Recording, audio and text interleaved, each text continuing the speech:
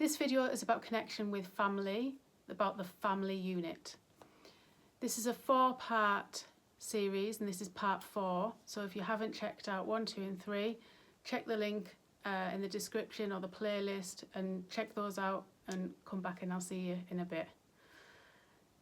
We're going to talk about extended family dynamics, which is a biggie. Our own family unit, which will cover things like awareness, what we're going to let go and what we're going to bring in. Really good one for the new year, but anytime really. And we'll finish with a takeaway for you. Okay, so that's what we're going to cover. The description box has the link to a PDF with all the info from all these videos. So you don't need to take any notes, just click the link. You've got your own PDF there to refer back to as and when for each of these videos. So that's all done for you. That's all you need to do is click the link. So all you need to do right now is grab yourself a brew and let's connect.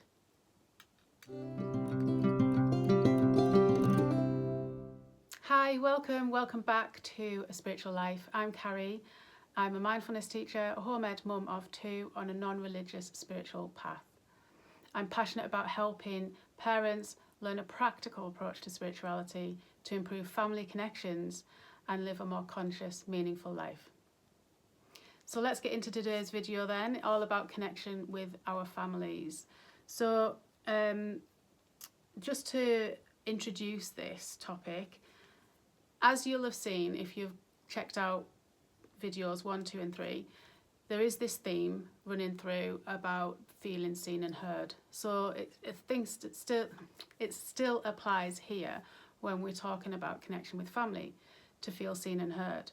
And it's not just about others, it's about yourself and family. So part 1 was about the self, part 2 was about your spouse and partner because they came along before kids did, then the kids, and then you as a whole family unit.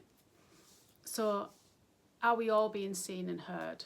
Now that's a difficulty. So that's what we're going to deep dive into. And just a little phrase, a little quote here, it takes a village to raise a family. That's something I personally keep coming back to. You may or may not have heard my story, but we've lost, as me and my partner have lost 3 out of 4 of our parents. And so we don't have a great deal of support. And I used to think that woe betide me, you know, we don't have the support, we struggle a little bit with things like that. And when you actually get talking to other people that still have their parents, for whatever reason, they don't want to be involved, they live far away, family feuds, whatever it may be, they don't have the support either, even though they have their parents alive. So that struck a chord with me, that people were in the same situation as me and also needing that support practically, mentally, emotionally, physically, spiritually, needing that support network, and the fact that so many families out there don't have it.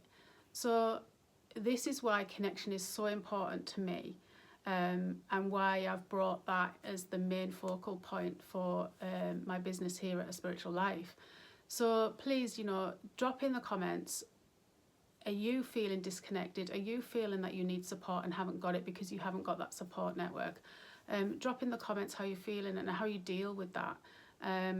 Because hopefully these videos can help bring that connection with what support you do have, and maybe start to look about ways in which you can get it from other people as well.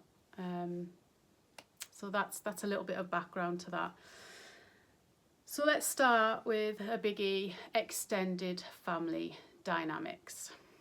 Okay, so I am filming this a week before Christmas, exactly a week before Christmas, 2024. But obviously this applies throughout all of our lives. But it becomes a big focal point at Christmas, doesn't it? Extended family dynamics. And the reason being, you know, we might not see them. I was only just speaking to my husband about this today. You might not see some of your family unless it's funerals or weddings. And then you see them at Christmas, you know, in the year. And then you see them at Christmas. You hardly ever see them. and then you're sat around them in a confined space for a set amount of time, playing happy families just to get through the day, and you really don't like it and don't enjoy it, because it's so strained. So let's dive into that. I mean, that's just an example. I'm not saying that's with every family. Of course it's not. There are some families out there that will have the amazing best Christmases ever, whether they see each other a lot or not. I mean, life is busy, right? We get both sides of the coin here. Mindfulness is about balancing both sides. So why? What's the deal about extended family? So they've known us the longest, the good, the bad, and the ugly. They know everything about us. They know a lot about us, albeit in the past, however, but they know a lot about us. So there is that connection, but is that connection still? Let's put it that way. Because the next thing is that they don't always grow or accept alongside us. So they might not grow at all. They might not grow at the same speed as us or in the same direction as us, or they might not grow their own way alongside us and let us be us and let them be them. They might not even like that. They might not like you changing. And this causes friction and this causes tension, because they have known us so long. So if you do this spiritual work and you are more mindful and so change things, from everything, from what you eat, for the people you hang out with, for the family you want to be around, the friends that you want, you'll get mindful about everything, the clothes you wear, the chemicals you've got in your house. You get mindful about everything because you're aware of it, you're conscious. So as we start that path, and I'm not saying there's one that's right or wrong, all I'm saying is a disconnect. So while you're on this path, they're not.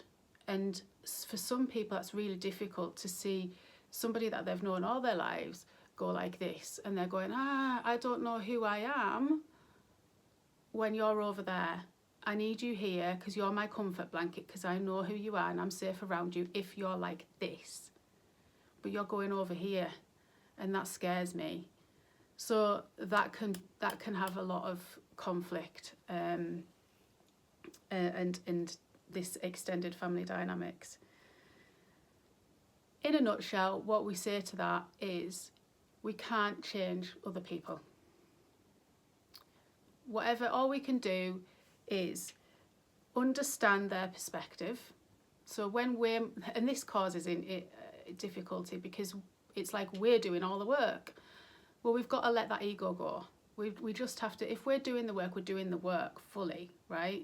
So if we're on the journey and we know this stuff, if we can turn it and understand from their perspective where they're coming from, that's part of the work, without saying, I'm doing it all.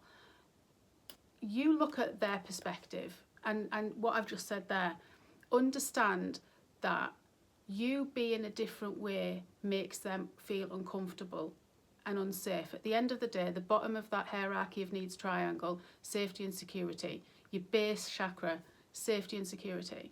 So if we haven't got that, we're going to feel, our ego's going to go, we're not safe, what we're going to do? And we project, and that's where the conflict happens. So we can't change that person, but we can understand that perspective of them, about them. And not to our detriment. So the next point is to communicate that and your perspective desires. So communicate that and your perspective and your desires. So what this means is use your words, use that throat chakra, express what is going on from your perspective and what you would like to happen.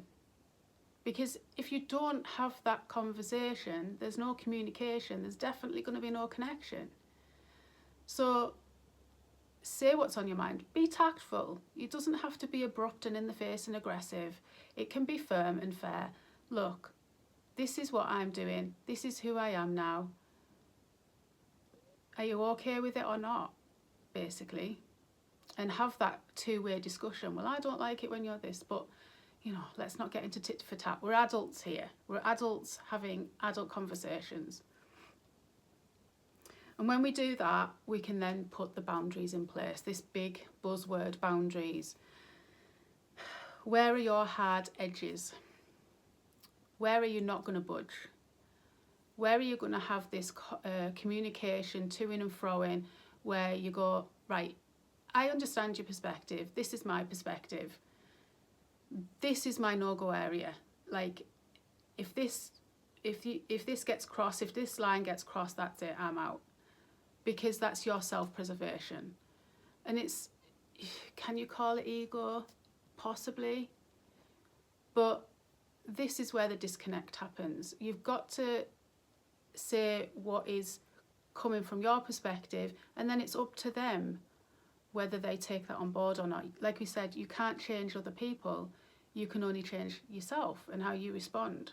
So you either carry on the same relationship that you've had, you both try and change to meet each other's needs, or you go your separate way. Now, this is really difficult for me to say that when I'm doing a video about connection. But what would you rather have? Connection that's meaningful, where you can be authentic and real? Or do you want to do people pleasing and shrink yourself down and be inauthentic? Is that connecting really? Because what are you connecting to? You connect this person, you're not connecting because it's fake. It's not real. So there's something here where you have to look into this yourself. This is the mindfulness approach. This is, do I carry on this way? Can we work at it and try and give it a few months, whatever, to try and change this, and with our own, each person's boundaries? Or do I have to say, we'll go our separate ways, we'll agree to differ and just go our separate ways? And that's really hard, really, really hard. So if you're in that at the minute, my heart goes out to you.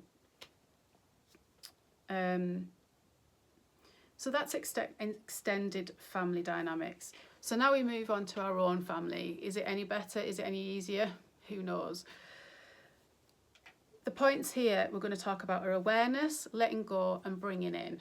So it's kind of like what we do around the moon, isn't it? So we set intentions with the new moon, we have reflections and let go with the full moon. So it's a bit like that, really. So our own family, this is key. So have an awareness about your family. Okay, so you could sit down and maybe write what's great and not so great within your family at the minute. And I can't stress this enough, there's no shame, guilt or blame with what you write down. Okay, it's your perspective, you're allowed your opinion, you're allowed to feel the way you feel, but just jot down your perspective of your family unit without putting shame, guilt, judgment is a big one as well. So without any of that, just matter of fact, how you're feeling. And then think about, is your family a priority?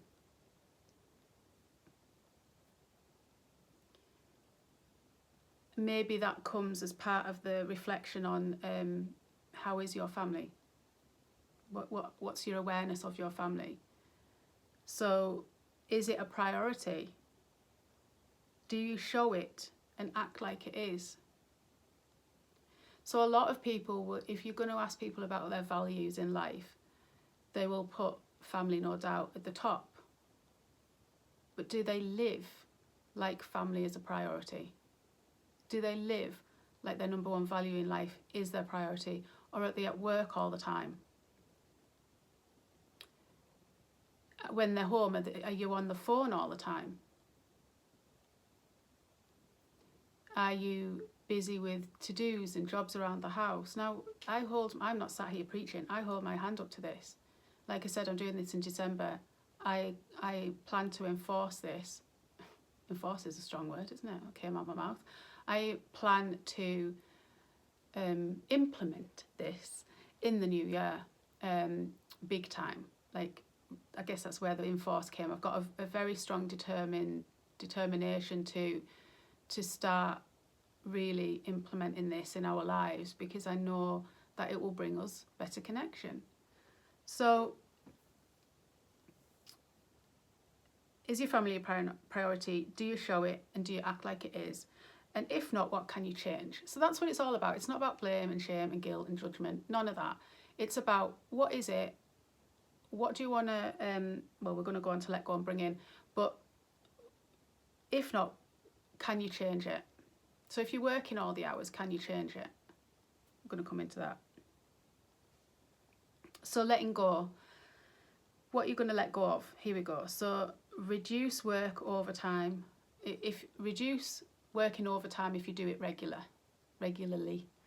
The Regrets of the Dying book, I forget the name who wrote that. I'm sure you can drop that in the comments and other people can check it out. I got it on audiobook. But the top 5, I think it is, Regrets of the Dying. And the number 1 regret is they wish they didn't work so much. So think about that. If we're living conscious and more mindfully and more meaningful life, are we really? If our family values are that family is the top, are we really living our life consciously that way? Or is work getting in the way? Now you could say, well, we've got to do it to pay the bills, but are you in a house that is more expensive than your needs because you're having to do these hours to pay for that house? Do you need to be in such a big house? And if you do, then that's your priority. And if not, or if there's another way, I'm not saying you have to move and downsize, but it's an option, right? What else can you do then?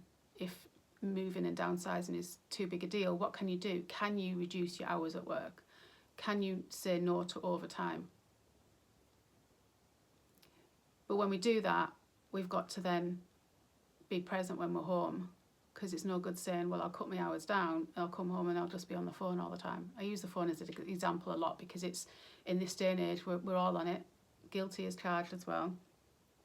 So, and that's what I've come on to here. So letting go of working lots, just working lots, overtime, whatever it is, and distractions and numbing. So reduce, you're going to let go of distractions and numbing. So what is it?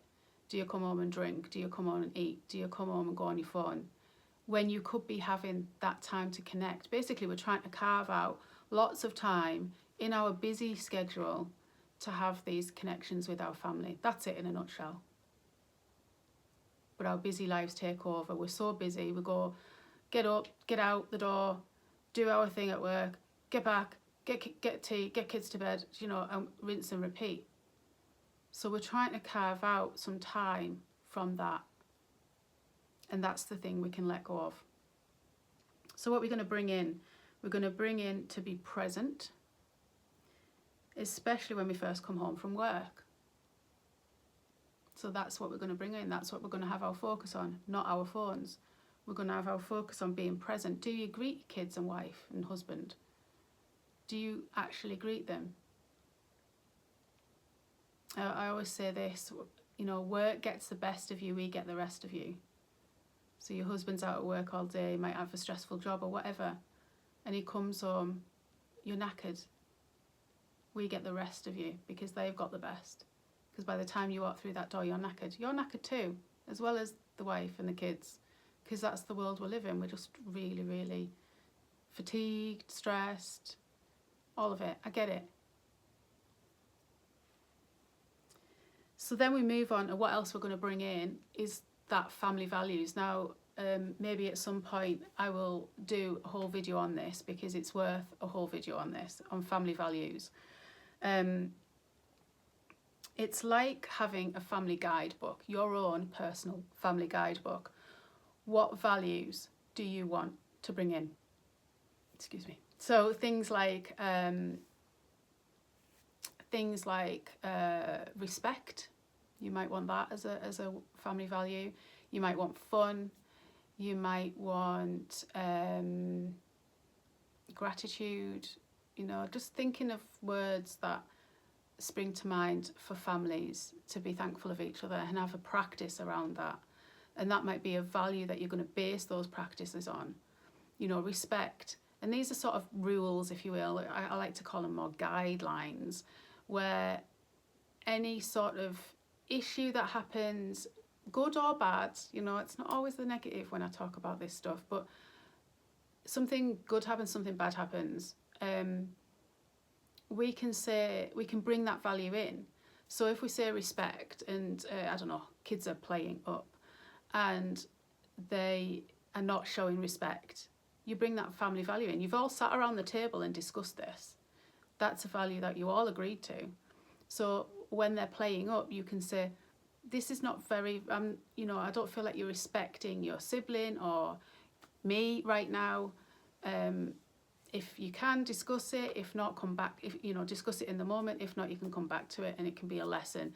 And that's what you can refer back to. You can refer back to your family values, the value of respect, and have a conversation around that. How can you do it better? And it becomes this little guidebook for you. And likewise, so that's sort of a negative way about it. And when you're being shown respect, or the siblings are showing respect to each other, your siblings struggle. The sibling is struggling, the younger sibling struggling, and the elder sibling will say, "Oh, here, let me do that for you," or just do it without any words. And they won't have even acknowledged that, but you can see that as the parent and say, "Oh, you respected your siblings so much there. You honoured them, or you saw them." It's back to seen and heard, right? So bringing those values in on a daily basis, the good and the bad, is where you're going to see connection. And it helps, like I said, like a guidebook, because you keep coming back to them regularly and reviewing them. So I saw a video once, you might know it when I describe the video, but it was a TED talk of a doctor. I'm guessing he was a paediatrician, I'm not sure, but he had 4 grown-up girls and sort of like older teenagers, and he sensed, get back to energy, he sensed that this particular daughter had some issue with him. She was snarling, she was stomping around, whatever. And he's like, "Oh, have I done something wrong? You don't seem yourself around me at the minute," or however he brought it up. And she's like, "No, it's okay." And he's like, "Really, can we talk about this? Like, what's going on?" And she said, "Well, there's a party happening, but I know that I can't go." And she had a little bit of resentment. And so he's like, "Okay, well, let's talk about this then. Do we need to review our rules?" And she's like, "No, I don't. No, we don't, because I know the rules are there for a reason." And he kind of like did this fist bump, like, he knew that she honoured the family rules to the point where, because he said, "We know what goes on in these parties, the drugs and alcohol, and you're underage, and we know why we have this rule." And she says, "Yes, I know. And I don't want to change the rule. It's the right rule to have." And he was like, he did this fist pump because he was like, yes, he did this like pat on the back for being a parent and having this work, because it's work, but having that work actually work for you. It's work in the initial stages when you start implementing it, but the sooner we start implementing these practices, the better it gets for the family in the long run. So you think, if you've got these practices, I don't know, like, it's my eldest age at the minute is 8, so that sort of pre-teens, if you can start implementing these values now, when they get to pre-teens, they might have that, we like to think they could have that sort of mentality about it, the respect about the family values, and why they're there, because you've had that discussion as a family. So they then can go and make the right decision when they get older and have more independence about them. So that was just a little side story to bring in there. So yeah, keep coming back to them regularly and reviewing them. So how often is up to you. You might want to set it at the beginning of the year, come back to it monthly, come back to it quarterly, every 6 months, but more than yearly, I would say, 6 months minimum. And just review them and just see that you're still using the words, you're still using them as a whole family. And, yeah, just see how it goes, and just know that you can change them. It's your family rules, it's your family guidebook. So that's family values. Then the next thing is check-ins. So check-ins is something that you can do at dinner time, conversations, at bedtime, or throughout the day. And it's just literally checking in on how everyone's doing. You know, we home ed, so we've got the capacity to do that throughout the day. You can set some check-ins, set some reminders on your phone where you know, your little alarm goes off. Your kids know, and your family, you know, your spouse as well, knows what that alarm means. And it's like, it's quite testing, because when you're mindful and that goes off and you're in the middle of something, you get that frustration, oh, the blooming alarm. But then you can look into that frustration. Why are you frustrated? You know, that alarm is there for a reason. You know it is. You know it's good. It's like back to that story. You know the rules are there for a reason, but you still don't like them.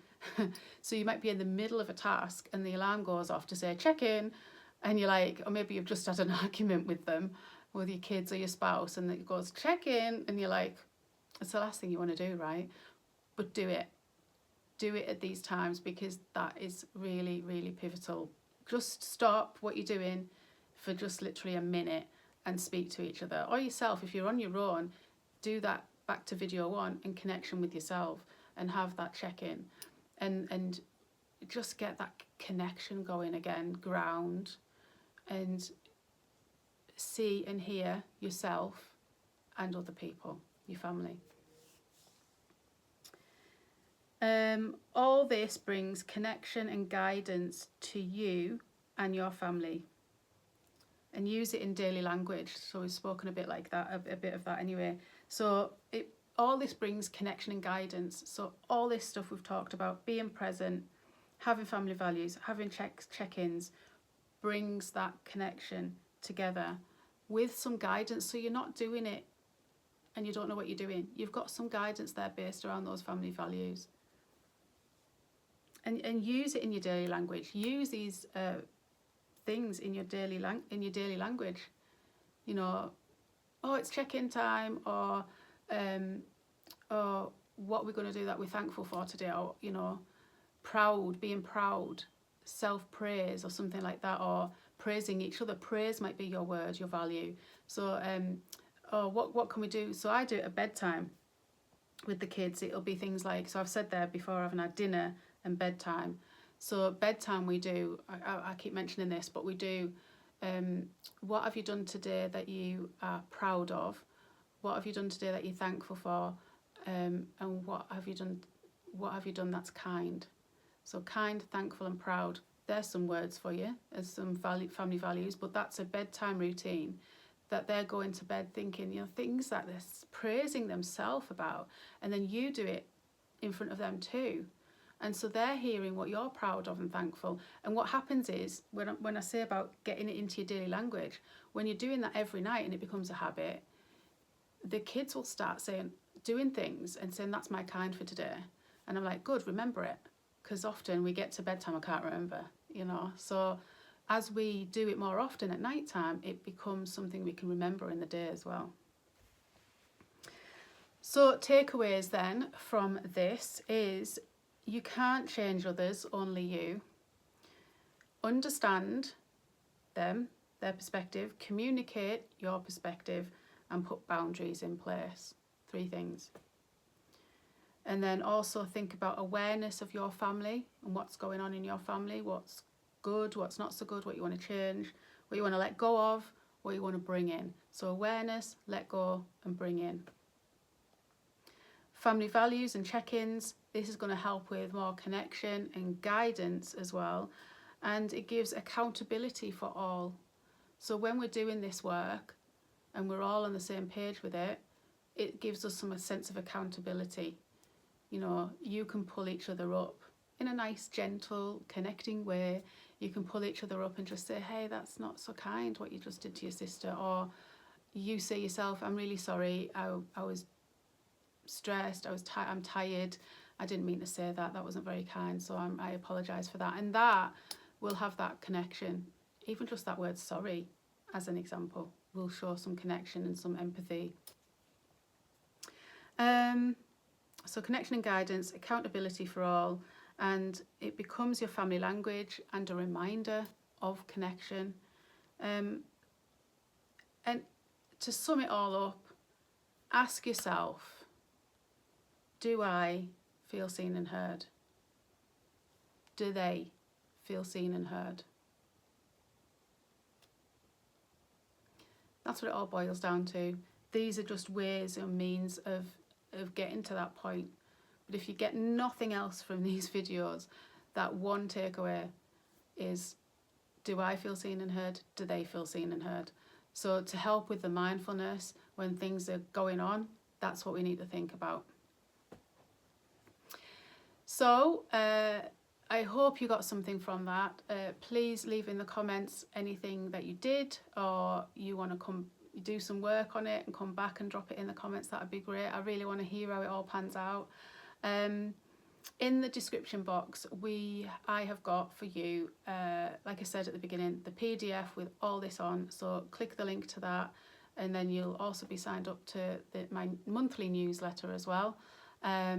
All things spiritual. We talk about the moon phases that are happening that month, how it will affect you. I do a card pull, and then some tips on family and connections, basically. You can also unsubscribe at any time if you wish, but I hope you don't. So that's the PDF. And then I'll drop in the link as well for my spiritual curriculum for kids. It's 20 topics about things like meditation, mindfulness, sacred geometry, the power of the moon, elements. There's like 20 topics there, and we talk about what they are, how to use them, and then there's activities there as well, and for young and old, so it kind of grows with you. It's something you could repeat every year, and you can just dip in and out. It's not like, I call it a curriculum, but it's something you can just dip in and out of as well, and just pick that topic up and come back to it all the next year. But it's good for siblings. When my kids were 3 and 7 when I made this, and there's like pictures to colour in, there's links to YouTube videos that are quite animated, based on the VARC system, so the visual, audible, read, write and kinesthetic type of learner. So there's activities that cover all that. So, but all the information's in the link. So if you want to know a bit more about that, check that out. And hopefully it's your cup of tea, and it's just a way to introduce all this stuff to, all these very useful tools to your kids. So I hope all these videos have made you think a little bit more about connection, and you can utilize them, and connection to yourself, connection to your spouse and partner, because they came before the kids, remember that, and then the kids being that essence of family life, and then the whole family unit. So I wish you lots of love and connection. It's been great connecting with you today, and that's it. Bye for now. Much love.